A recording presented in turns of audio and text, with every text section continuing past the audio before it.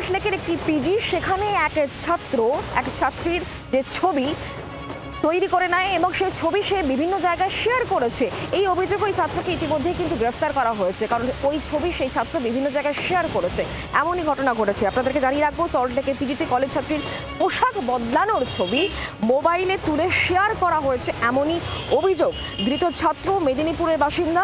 সল্টলেকের নয়াপট্টি যে পিজি, সেখানে সে থাকে এবং তার পাশে একটি আবাসনের পিজিতে অভিযোগকারী ছাত্রী থাকে। পুলিশ সূত্রে খবর, অভিযুক্ত ছাত্র জানলা দিয়ে পোশাক বদলানোর সময় ছবি তুলে নেয় এবং তা তারপর সে শেয়ার করে দেয়। এই ঘটনায় অভিযোগ দায়ের হয় এবং ওই ছাত্রকে ইতিমধ্যেই হাতে নাতে ধরেছে পুলিশ। বেসরকারি কলেজ ছাত্রীর পোশাক বদলানোর ছবি তুলে সেই ছবি বন্ধুদের মধ্যে শেয়ার করার অভিযোগে গ্রেপ্তার ওই বেসরকারি কলেজেরই এক ছাত্র। পুলিশ সূত্রে খবর, মার্চ এপ্রিল মাসের এটি ঘটনা।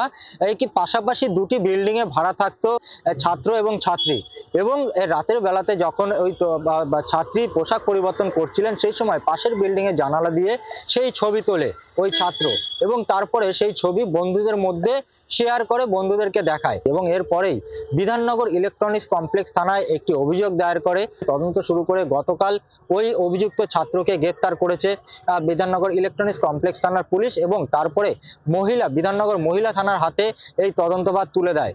জি24 ঘন্টার জন্য নান্টু হাজার রিপোর্ট, সল্টলেক। বাংলার আওয়াজ, বাঙালির আবেগ, জি24 ঘন্টা।